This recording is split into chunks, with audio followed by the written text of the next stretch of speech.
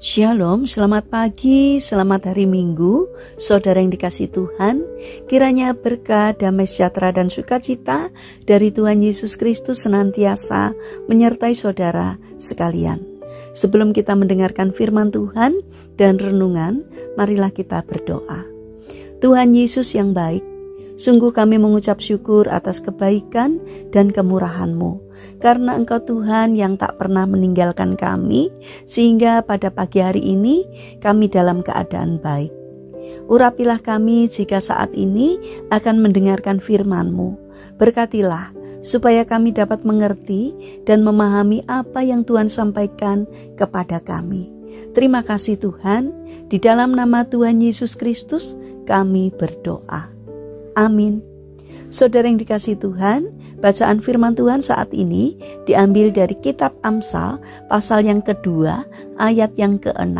Demikian sabda Tuhan. Karena Tuhanlah yang memberikan hikmat, dari mulutnya datang pengetahuan dan kepandaian.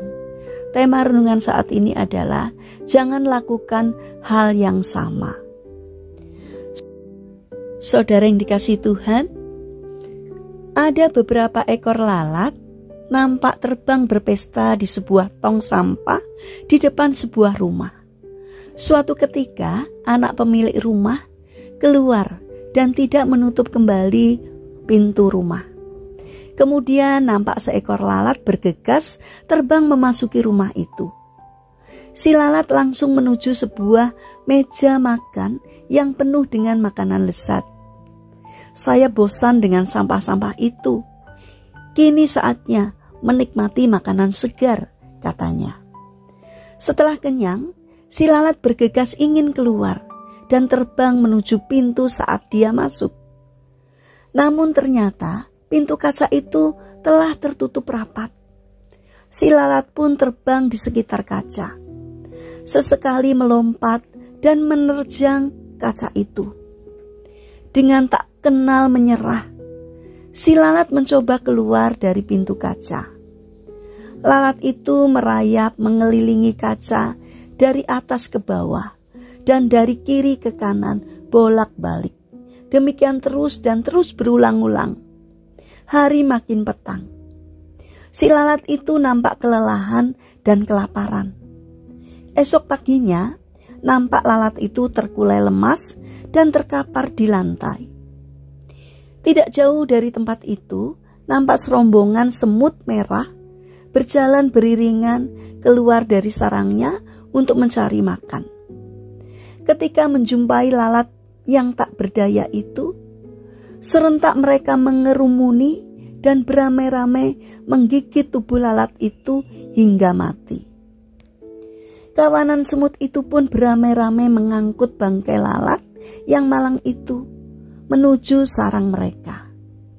Tiba-tiba seekor semut kecil bertanya pada semut yang tua, "Ada apa dengan lalat ini, Pak? Mengapa dia sekarat?" "Oh, itu sering terjadi. Ada saja lalat yang mati sia-sia seperti ini. Sebenarnya dia sungguh-sungguh telah berjuang keras berusaha keluar dari pintu kaca itu. Namun ketika tidak juga menemukan jalan keluar, dia frustasi, kelelahan, hingga akhirnya jatuh sekarat dan mati," kata semut tua. Semut kecil itu terdiam sambil menganggukkan kepala. Namun masih penasaran dan bertanya lagi, "Aku masih tidak mengerti, bukankah lalat itu sudah berusaha keras? Kenapa tidak berhasil?" Semut tua itu menjawab, "Lalat itu memang tak kenal menyerah dan telah mencoba berulang kali. Hanya saja dia melakukannya dengan cara-cara yang sama. Ingat, jika kamu melakukan sesuatu dengan cara yang sama, tapi mengharapkan hasil yang berbeda, maka nasib kamu akan sama seperti lalat ini." Saudara yang dikasihi Tuhan, mungkin saat ini kita sedang jatuh dalam satu kegagalan.